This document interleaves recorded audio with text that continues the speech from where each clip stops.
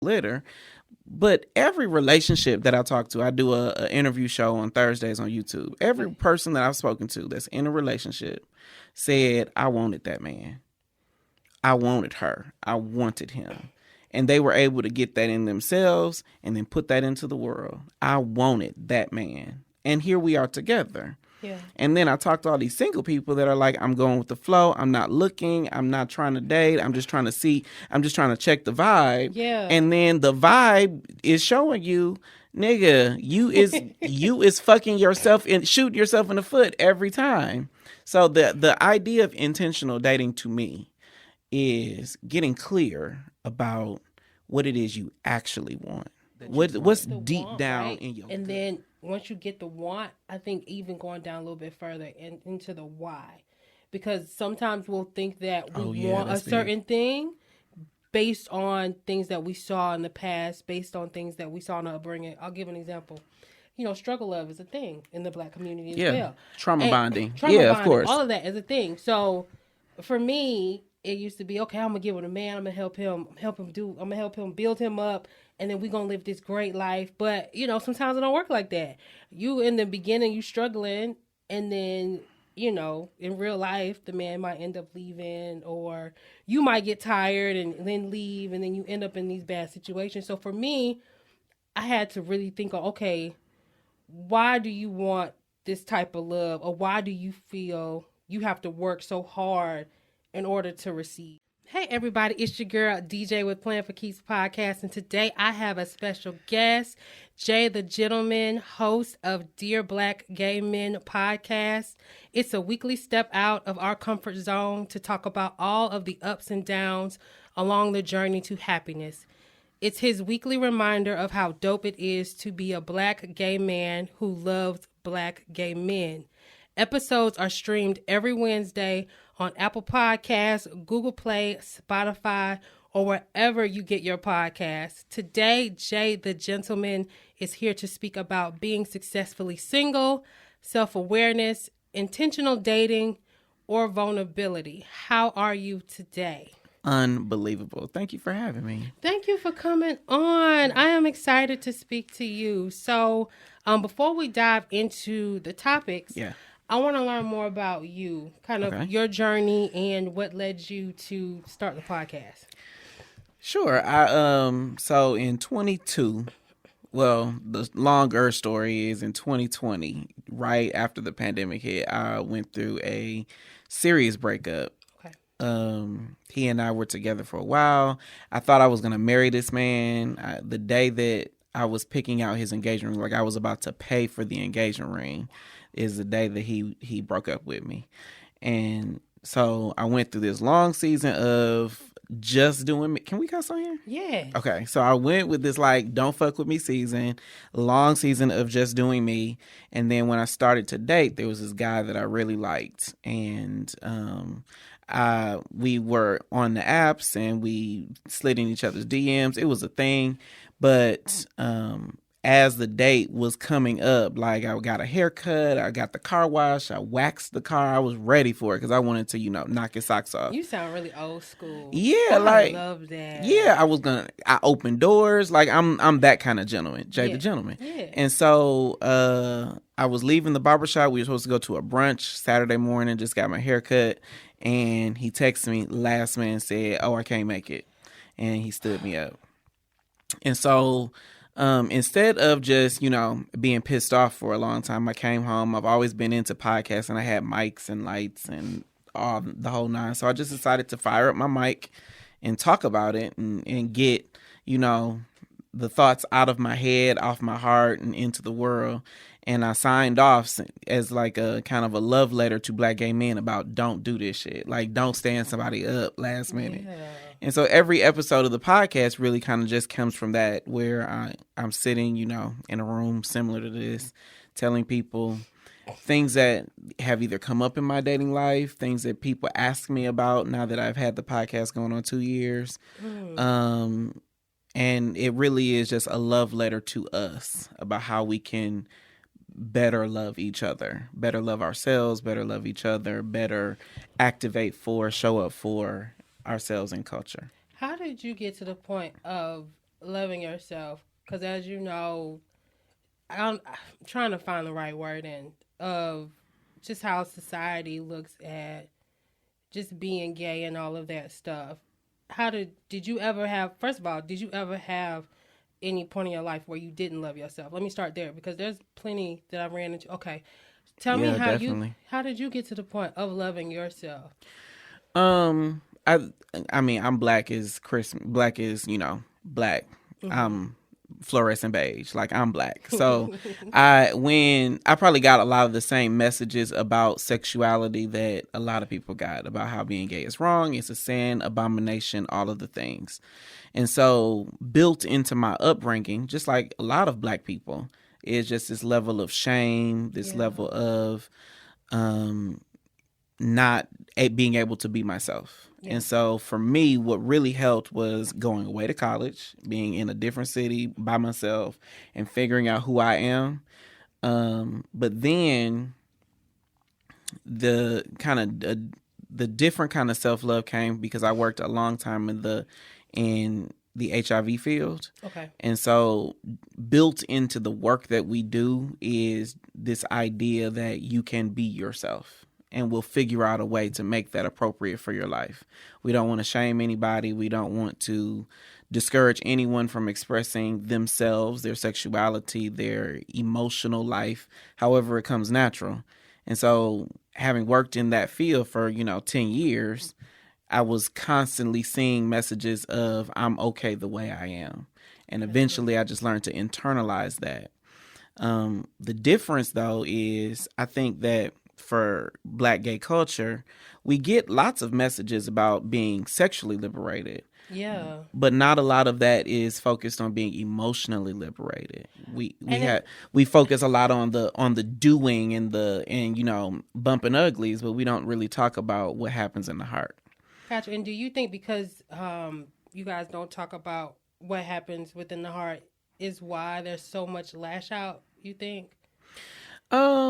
Just No, I don't really think. I have gotten to a point in my growth that I don't really focus on how my love, my expression, my life is seen by straight people. okay. Like I am Or not I am lash who out I like am. that. I think my mind went to kind of like what's going on now as far as like trying to think of a good example. You talking about T.S. Madison and Just I guess Hilarious? stuff like that.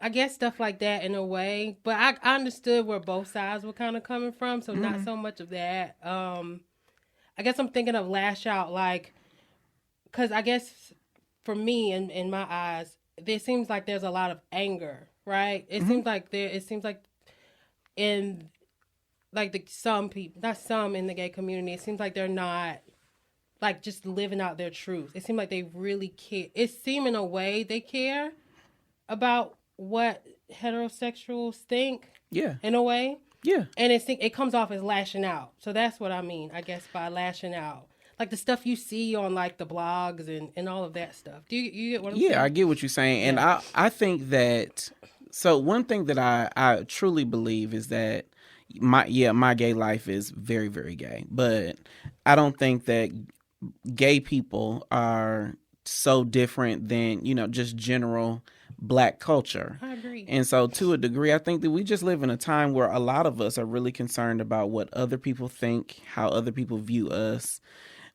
But underneath all of that is because we all want acceptance. We all want to be seen and affirmed on a level. And luckily enough, within gay culture, I do think that there is a different kind of acceptance, a different kind of appreciation for each other. Yeah, it can get better. There's always opportunities for improvement, Yeah. to be able to, be ourselves and that be affirmed. But I think that in gay culture, we have just a different way of accepting each other. Now, broader than that, I do think that there is great opportunity for, straight people to accept us to accept straight people. But I do agree that there's a lot of anger because a lot of Black gay people, Black LGBTQ people, I would Yeah. say, have been fighting for so long for acceptance, fighting for humanity, that some of us don't know how to stop fighting and just start being. That I think that's it. Like I think about instances. I don't know if you've heard of the instances. The instant that happened in I think it was at the White House, and a transgender came. I think they had no top on at all, and they were trying to represent something. I don't remember the full context of the video, but I think that's what I meant by like kind of lashing out in a way. Yeah, like trying to stand out so much. You know, when it's like you kind of just said, like, instead of just being. Yeah, I think that oftentimes when you do like these really out of the box like stunts to get attention, the attention is pulled to the stunt and not the message. Yeah. And so I do think that there's a lot of that there, because, you know, trans rights are under attack, gay rights are under attack, women's health rights are under attack. And so there are many people, you know, the outliers in all these cultures who are trying to draw attention to, you know, a bigger cause, which is a commendable. I don't know that all of those are the best tactics, but I can at least appreciate the fact that, you know, they care enough about something to like say something or do something about it. But one thing I will offer is in Black gay culture, and I keep saying Black gay culture specifically because the show is called Dear Black Gay Men. Okay. But in Black gay culture, I think the reason why my podcast resonates is because I'm talking from a Black gay perspective about Black gay things to Black gay people. And so like I can just like, you know, I would imagine that like Black women or Black straight men can talk to each other very differently than I would talk to someone whose community I'm not specifically a part of. And so I think the beauty of what we do at Dear Black Gay Men is we're able to deal specifically with just being. Yeah. Because you don't have to prove nothing to me. We the same. Like we love the same kind of people. We walk the same to a degree. We talk the same to a degree. And so now we can deal with being. Yeah. And the more that we can be, at least in my life, the more that I've been able to just be myself, the more while I don't really care about being accepted by others, I don't really have to care because, you know, people will take me the way I am. And that's beautiful. Then this is a good segue into one of your topics. So I want to touch on vulnerability. Like, and this is just me thinking that vulnerability. I know vulnerability has always been a struggle for me. Would you say that it's been a struggle for you? Like you mentioned something to the effect of, not really being able to be yourself and things of that nature. Do you think that played a part in your struggle with vulnerability? I think yes, absolutely yes. A lack of acceptance did create this notion where I didn't think I could be vulnerable, but also I had an upside down definition of vulnerability for a long time. Because a lot of people in my experience think that vulnerability is like this, being vulnerable is like being you cowardly or, you know, all shriveled up in the corner because, you know, your shit is hanging. But really, vulnerability is like the expression of courage. Like I believe that all of us probably at some point walk through life with, you know, our suit of armor on because we don't want to get, you know, beat up by life because life is hard. Life be lifing. It do. But my vulnerability is set up to where I don't need to have the armor anymore because I know that I am strong enough by myself. How did you get to that point? I had to fuck a whole lot of shit up. Like, I had to mess some things up. I had to fuck up some relationships. I had to do a lot of things wrong so that I could learn how to better express myself. Like my last relationship, the one that I was going to marry.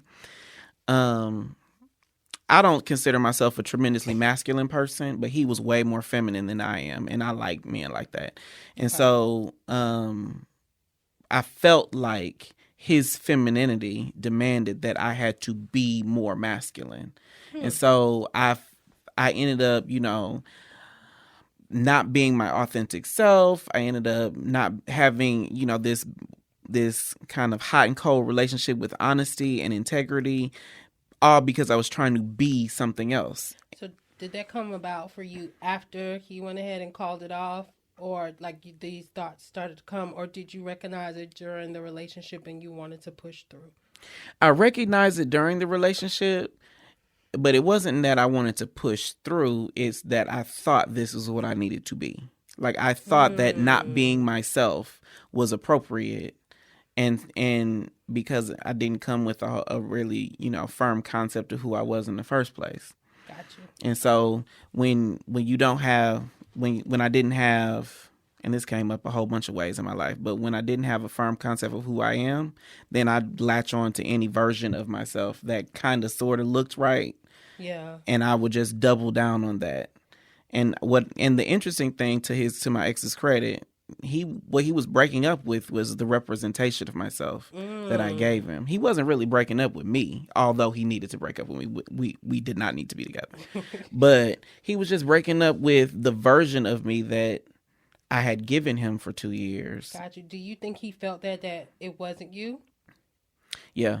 I know he and I are not on bad terms. We've spoken. I've seen him many times. He knew it wasn't me. He knew who I was supposed to be was not who I thought I was supposed to be. And because I didn't have that realization, he had to call it off, because how else? He can't teach me who I am. So because he couldn't teach me who I am, he just had to make a decision for himself. Well, what do I do with this? He's not being himself. I clearly see that. Wow. So the only decision he could make is to leave me. And understanding that allowed me to forgive him, because it hurt like hell when it happened. How long did it take for you to move on from that? I know you said you started getting on the dating apps, but how long did it take for you to? Probably 2 years. So I was every year on my birthday. Tomorrow's my birthday, as a matter of fact. Oh, well, happy birthday! Because I know I'm not going to see you tomorrow. Well, thank you. I appreciate that. But every year on my birthday, I have like a new, like, some people do New Year's resolutions, but I do that on my birthday. I create like a mantra that I have for myself. And the year that he broke up with me, that year was, who gonna check me? And it wasn't because, I'm uncheckable, because I'm absolutely checkable. But it was because I needed to live a life that was just me. Like authentically me, deeply me. And I wanted to learn more integrity for myself. I wanted to learn to be honest with myself. What steps did you take to kind of get to that point? It sounded like, okay, separation, which is definitely a big one. Was there anything else through that journey that you did to help you become more kind of integral for yourself and set boundaries for yourself to make sure when you do start dealing with people that you be yourself, and set boundaries as well?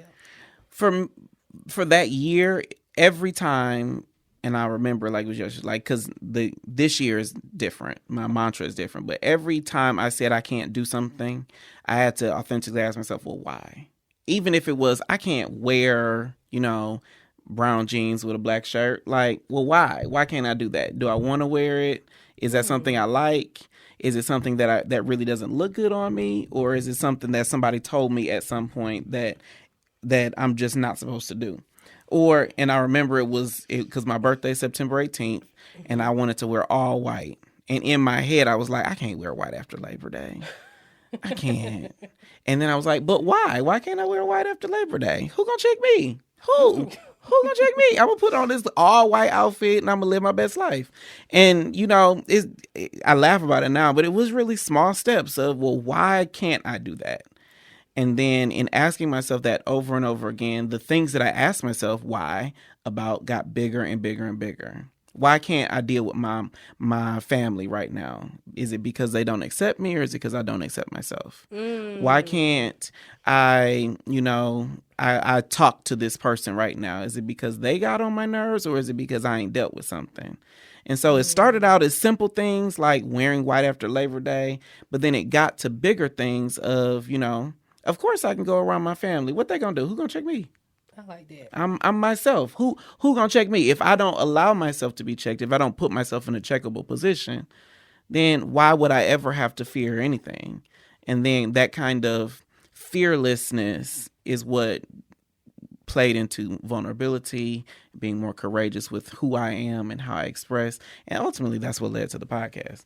And probably is now attracting you to all of the right people as well because you're out. Oh, yeah. Yeah, that's the best part. Yeah, but I'm at the age where I'm not really trying to, like, the people in my life are deeply in my life. Yeah. I don't really have like surface level connections that I deal with on a regular basis.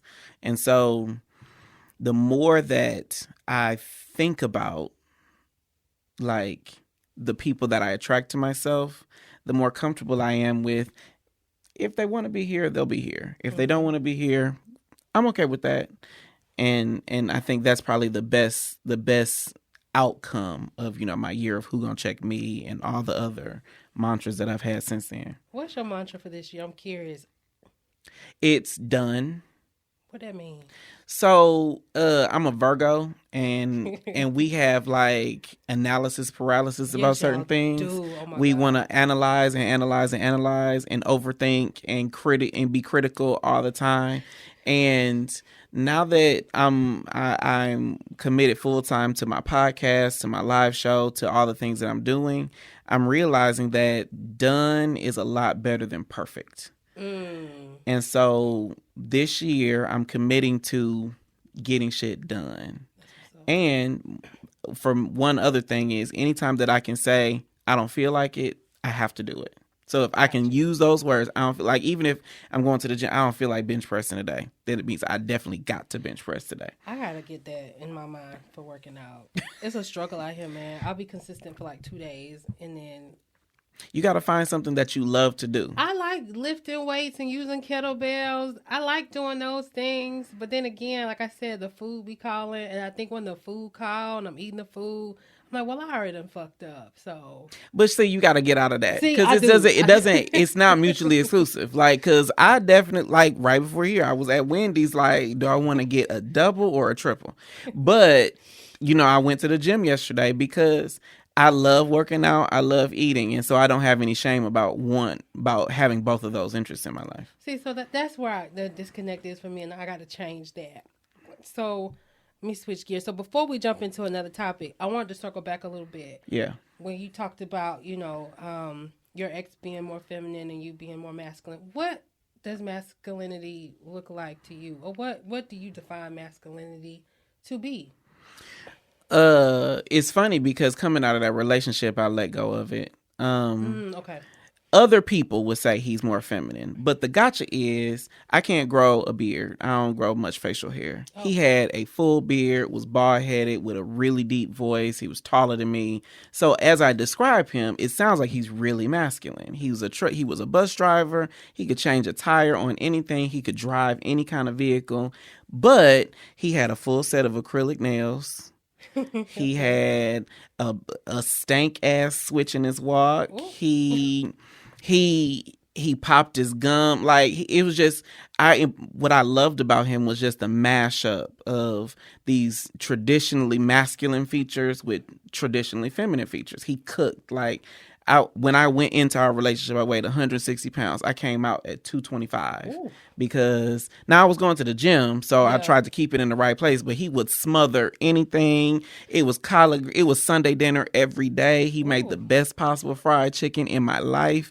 So he was, if you looked at us, because I was thicker, and, I was usually the one driving. I was the one, I was more chivalrous. I will say that. Yeah. So traditional gentleman things, like I opened the door for him. He never had to open the door. He never had to drive anywhere. I made sure the car was gassed up no matter what. Yeah. I made sure he had a car wash. If he needed to get his registration done, I was the one up there.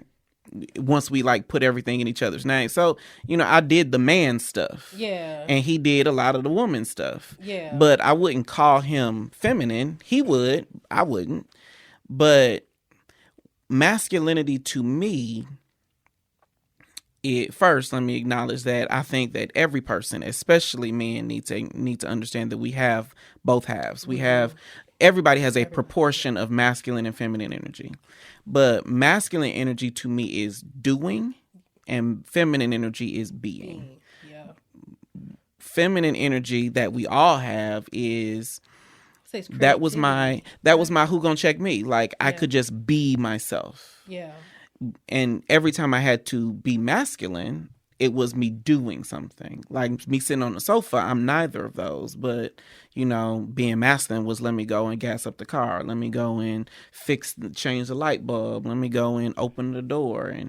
And to me, masculinity is just doing. It's the act of doing. Of taking care of getting shit done. So you wouldn't really, like you said, you kind of gave that up. So you really wouldn't put that as, oh, this is a masculine man or a feminine woman, because at the end of the day, we all have those traits. And as you just broke it down, feminine is being, masculine is doing. Yeah, I think that those are the definitions that I apply to my life. But if, Sound Guy here says he is a masculine man, I absolutely acknowledge that for you. It's just your definition of masculine energy doesn't apply to me. Just like if you say you are a feminine woman, great. That's amazing for you. Yeah. It's just that doesn't directly apply to me. Got you. So I think that, I learned to understand these things from my life, but I don't ever go far enough to try to apply my definitions to anybody else's life, because I think that's where we start fucking up culture. I think so too. I was just curious if you had a thought of what that was, because you had brought it up, kind of describing what you felt he was. And that's really the definition between the two, like if you really boil down to it. So, okay. Yeah. I want to go into your topic of, since we're kind of in the vulnerability arena, self-awareness. Okay. We've been touching on that. For you, when do you think you came to realization of yourself, being more self-aware, things of that nature? Was it when you went off to college? Do you think it's something you've always kind of had? No, I ain't always had that. No, definitely not. I truly believe, I ain't got to 40 yet, but I think every 0 year, like 10, 20, 30, 40, every one of them years, there's a light bulb that goes off, and you take, a decade for that light to get brighter and brighter and brighter. Okay. And for me, 30, my light bulb was self-awareness. And really? I define self-awareness as the ability to be myself in the face of criticism. That's a tough one. Like the more when I was 30, it was, I'm a do me. And that was me being, quote, self-aware. And then as I got older and older and older, I realized that some people are going to have a view of me that could actually be really valuable. My sister is probably the biggest example of this. She would tell me stuff about me because she knows me, my brother, she knows our family so well. And she would tell me stuff about me that I would eventually at first I would get offended and be like, that ain't me. How dare you? Of course that ain't me. Sound like a Virgo. And then, she might say it again or reiterate it, or it may come up in my life in a different way from a different person. Mm-hmm. And the more self-aware I became, the more I realized that people are going to see me in a way that I'll never be able to see myself. I will never be an external person looking at me. I'll always be the guy inside. And so I can really enrich my experience of myself if I allow other people to tell me about me. And that kind of made sense for me during my Who Gonna Check Me year, because when I'm saying who gonna check me, it's assuming that nobody can. But really, I have about 4 or 5 people in my life that absolutely can't check me. They can sit me down and be like, Jay, this was some fuck shit and you don't need to do that again. And I'm able to see my actions, my responses, how I process things from their perspective and make a decision whether or not I want to do it the same way or do it differently, or change something or tweak or grow or evolve. I can do that. And that all is built on self-awareness, being able to be myself and acknowledge that you may have a different perception of me than I have of myself, and then I make a decision one way or another if I wanna lean into that. Got you. Self-awareness within dating. What advice would you give? And I think you can give advice to anybody and everybody, to be honest with you. I know you speak towards that, but yeah, give us some advice. First, you cannot teach self-awareness. You have to come with it. And so if you identify that boo, bae, boyfriend, girlfriend, partner, lover, the person in your DMs, whomever, if they are not self-aware, that is the red flag. And you have to be able to assess that for yourself in real time. But you can't teach self-awareness. I think you gave a really good tip, though, before. Like when you were talking about, you started asking yourself why. You started challenging yourself. Mm-hmm. I think that's a really good tip to lean in more towards self-awareness, because if you do it right, it'll lead to kind of a rabbit hole kind of to why you think the way you do. And it can go back to childhood, and go back to cultural norms, and you can decide for yourself, is this for you, is it not? And I think that's a great building block for self-awareness, and you can apply it to dating too. Yeah, I think that all of dating is really just trying to align two or more people, if you're polyamorous, but two people along the same path. You want to walk in sync on the same path.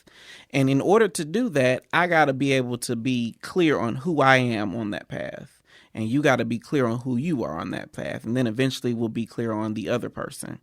But that starts by asking yourself some of those harder questions about why you do stuff. I remember one time, it was one Thanksgiving, totally unrelated topic, but it was a Thanksgiving, and I was making this particular dish, and you have to braise a Boston butt in order to make it. Boston butt, interestingly enough, is not the butt of a pig; it's the shoulder, but that's a different topic. Really? Okay. Yeah, okay. But so you got to braise this Boston butt, and my mom said you got to cut the ends of the Boston butt off, put it in the pot, put it in there. And she got that recipe from her mom, who got it from her mom, so on and so forth. And so, of course, I'm like, well, why do I have to cut the ends off? We gonna waste this meat? And she was like, no, you just cut them off. Like, that's how you cook it. Come to find out, like, my great something grandmother cut the ends off because she ain't have a pot big enough for a Boston butt. Her oven didn't fit it or something. So nobody ever asked why. We just kind of accept these norms about stuff. And that, when I realized that, I realized, oh, I can ask why about anything. And the most important why, though, is why is about myself. Why do I do this? Why do I cut the ends of the Boston butt off before I put it in the oven? It's not because that's how you cook it. It's because somebody didn't have a pot big enough. That scenario also just made me think about just how we try to hold on to past social norms that just may not even serve us anymore. Right. I think that the upgrade, of course, the why questions are big, but the upgrade, when you start asking yourself why and you get answers, is asking, does it serve you? Yeah. Being able to ask yourself, does anything serve you? Do these shoes serve you?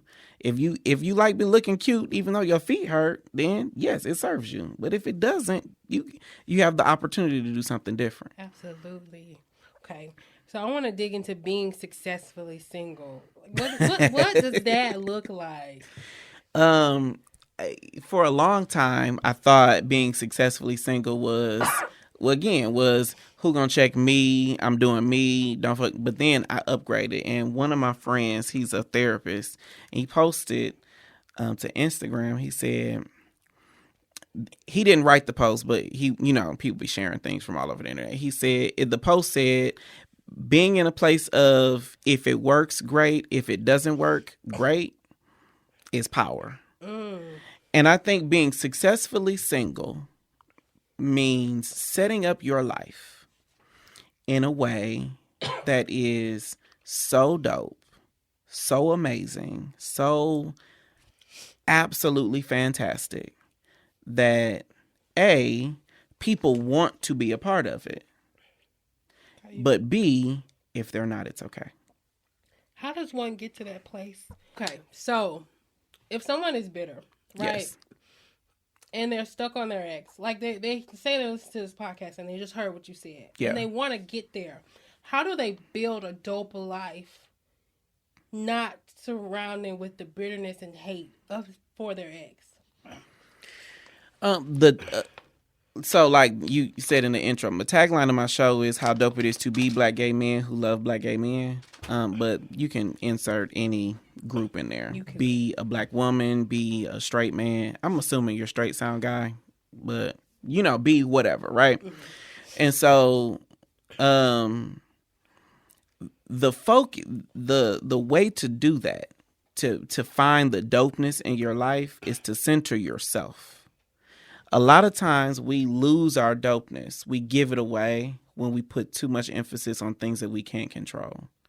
If my ex fucked me up, like immediately after my last relationship, the one that I was going to marry, the one that changed me, all those things, immediately after, I was really fucked up about that. I was really upset in my feelings. I didn't know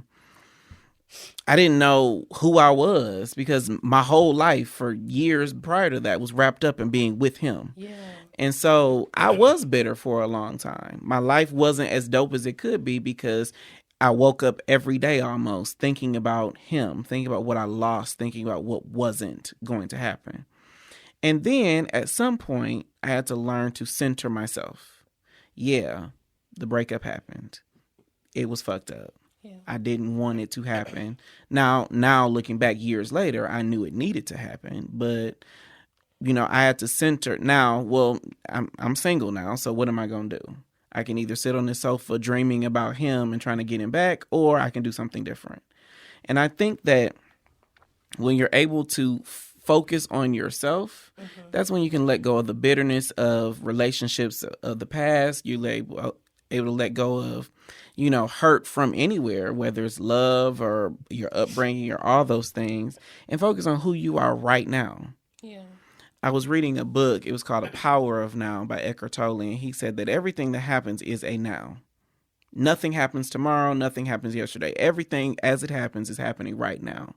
So if I just make right now dope, like absolutely fucking dope, then what do I got to regret? What do I got to be bitter about? What do I got to... Like, bitterness is just something wasn't as dope as it could have been yesterday or last week or last year.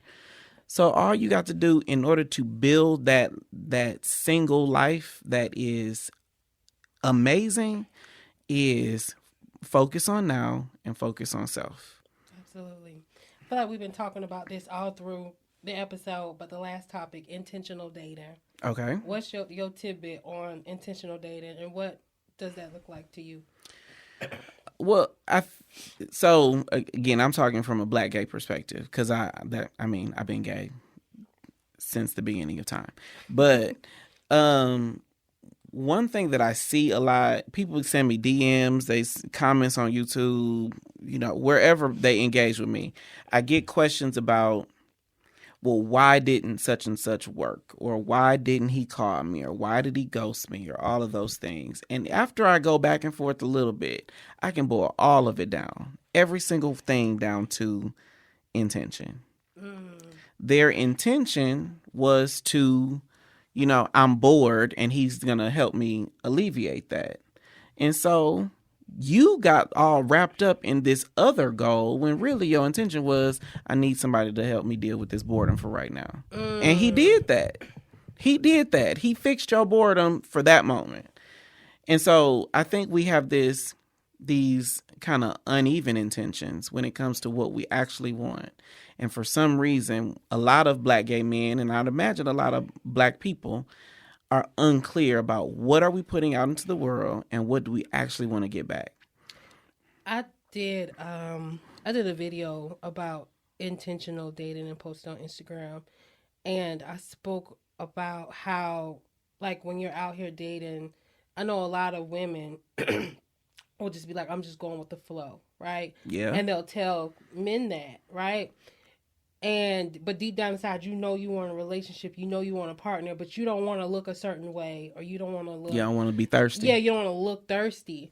But then again, you're not being intentional because what you're putting out there is, I'm just going with the flow. So with you just saying I'm just going with the flow, this man is in his head is thinking, oh, okay, well you could probably just be a plaything, or if they're on the same level as going with the flow, that's what you're gonna attract. Right. Versus being brave enough to let it be known what you want and weeding those people out, and then just allowing the right people to come to you. Yeah, because a lot of us believe that we need to go to this buffet of men and pick what we want, right? Yeah. When really you just want one good one that is right for you. Right. And so instead of saying I want a man, we'll say I'm just going with the flow, because again, you want a buffet of men that hoping that they're going to flow to you, and you want to be able to pick the pick of the litter. But every relationship that I talk to, I do a interview show on Thursdays on YouTube. Every person that I've spoken to that's in a relationship said, I wanted that man. I wanted her. I wanted him. And they were able to get that in themselves and then put that into the world. I wanted that man. And here we are together. Yeah. And then I talk to all these single people that are like, I'm going with the flow. I'm not looking. I'm not trying to date. I'm just trying to see. I'm just trying to check the vibe. Yeah. And then the vibe is showing you, nigga, you is fucking yourself and shooting yourself in the foot every time. So the idea of intentional dating to me is getting clear about what it is you actually want. What's deep down in your gut that you want. The want, right? And then once you get the want, I think even going down a little bit further into the why. Because sometimes we'll think that we want a certain thing based on things that we saw in the past, based on things that we saw in our upbringing. I'll give an example. Struggle love is a thing in the Black community as well. Trauma bonding. Trauma bonding, of course. All of that is a thing. So for me, it used to be, okay, I'm gonna get with a man, I'm gonna help him build him up, and then we're gonna live this great life. But sometimes it don't work like that. You in the beginning, you struggling, and then in real life, the man might end up leaving, or you might get tired and then leave, and then you end up in these bad situations. So for me, I had to really think of, okay, why do you want this type of love, or why do you feel you have to work so hard in order to receive love? It's because there's a need to be needed. That's something I had to learn for myself. Because a lot of the struggle love or the trauma bonding is two people that have a deficit. Yeah. Two people that have some hole missing in their emotional life, and they are using the other person to fill that hole, right, instead of being whole by themselves, right, and bringing their full self into a new relationship. Y'all, there's something where you need to be needed. Absolutely, and that's something that I had to come into awareness of. But due to the culture and due to the struggle of and trauma bonding and all that stuff being normalized, it's hard to come to that. It was hard for me to come to that realization. It took till my late 20s for me to kind of grasp that. And then into 30, like finally like living in that. Like I could just be. I don't have to do the most. You know what I'm saying? Yes. So, but I think all of the things that we've talked about go together, because I truly believe that the quality of our relationships depends on the quality of our single life. And so if, for instance, struggle love, for instance, if I am maintaining a hole in my life that I haven't at some point I'm actively not filling, then that means that my life is not dope. In my whole life, my single life, I'm not focusing on me. I'm focusing on the whole. Yeah. Whether or not I want to admit it, whether or not it's intentional, whether or not it's conscious, I'm focusing on the whole. I'm keeping this trauma, this hurt, this brokenness broke, instead of just being me, because I'm not a broken person. Yeah. And so I think that in order for us to be intentional in our dating, in order to be vulnerable and courageous, in order for us to live a dope single life, we always have to focus on self. And I would say the intention of self, but then you took it another level, which I love, is talking on why. Why is this the way it is? And do I want to keep it that way? Yeah. And if you can start answering those questions for yourself, small and large, then I think that is what leads you to have a dope single life. That is what leads you to attract people into your life that are going to enhance or encourage or emphasize the dopeness. But more importantly, that's going to lead you to be courageous enough to say, now I want to share this dopeness with another person and do it. And then you'll find that you, me, anybody will find that someone will interact with us in a way that affirms that dopeness. Absolutely. Thank you for breaking that down. Thank you. So I'm gonna got some questions. Okay. Let me see. I love answering questions. See what I got. Pick some good ones for me. I'm trying. Let me see. I need to dig up something I ain't asked in a minute. Okay. What is the craziest thing you have ever done for the sake of love? Left my house. Why you do that? So, it's a long story, but I'll shorten it. Like, Okay. when I was coming up, I've always been running away from something. Like, again, being gay in a very conservative household, I was running away from them. I wanted to get out as soon as possible. I'm gonna ask another question after you done. Go ahead. And so, like, my first apartment, second apartment, all the places I lived were just okay. They were always just okay. They weren't dope. They weren't amazing. My house was just okay. But I would always date somebody who had a dope ass apartment. So I thought they had better furniture, or they had a washer and dryer, or they had taller ceilings, or whatever. And so for love, every time that I got in a relationship and my lease was up, I'd be putting my stuff in storage and living with them. Oh, wow. And this last time, I didn't put anything in storage, but I definitely dropped my life to be the man of his house. Oh, wow. And you can't be the man of somebody else's house. You can only be the man of your own house. And so when we broke up, I'm sleeping on an air mattress in an apartment I'm paying for, living in light bill in my name, car note in my name, insurance in my name, but I'm the one that's got to get out. Wow. Okay.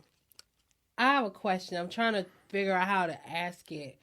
So you ran to go be the man at your spouse's house at the time. And did you struggle with, I'm trying to think of how to ask. It's like in my brain, but I'm trying to think how to ask. Did you struggle with kind of identity in a way? Did you feel like you had to prove in a lot of ways that you were a man and all of that stuff? Yeah. The whole relationship, I felt like I had to prove that not only that I am a man, but that I was a man of this relationship. I felt like I had to prove that I was a man of the house. But Deion Sanders, he said, if you got to prove that you're something, then you're not it. Like, if I got to explain that I'm this, then I ain't this. Did that help you with that? And did you have any, like, identity, did you have any issues with, like, identity, like, growing up? Like, as far as... Oh, yeah. Yeah? Yeah. Because I was a little boy that had a high-pitched voice. I ran like a girl. I didn't want to be outside. I was not athletic. I had all these things that were girly. And then everybody called me a little girly boy and whatever. And a whole bunch of things when I was growing up. But you know, I go home and my mom and my dad are like, go outside, play basketball, be with the boys. I don't want to do none of that. Like, I don't like these boys. They're dirty. They smell like outside. I want to be inside in the air conditioning. Like, none of all these things created an idea of what I thought I was supposed to be and then who I actually was. And they were always at odds. Got you. And it wasn't until, you know, I turned 35 that I was like, they don't have to be. I can fuck everything else and I can just be myself. Got you. Okay. Now, what do you need to improve, learn, or stop doing to be successful in a relationship? That's a good fucking question. What do I need to... No one ever asked me that because people are always asking me about their relationships. But I think I need to work on not expecting people to love me the way I would love me. How are you working on that? Because I know that's a lot of people's problem, believe it or not. Yeah, because a lot of us, really do. People, we've heard the line that you teach people how to treat you and whatnot. But I've for a long time just expected me from other people, and nobody will ever be able to give me. So working on that is patience, communication. I can and acceptance. I can ask for a red birthday present, but my definition of red is different than yours. Birthday is different than yours. Present is different than yours. And so I have to be able to see the intention behind gestures and expressions of love instead of analyzing it and Virgoing. Okay. Last question. What is something you have tolerated in the past that you won't tolerate anymore?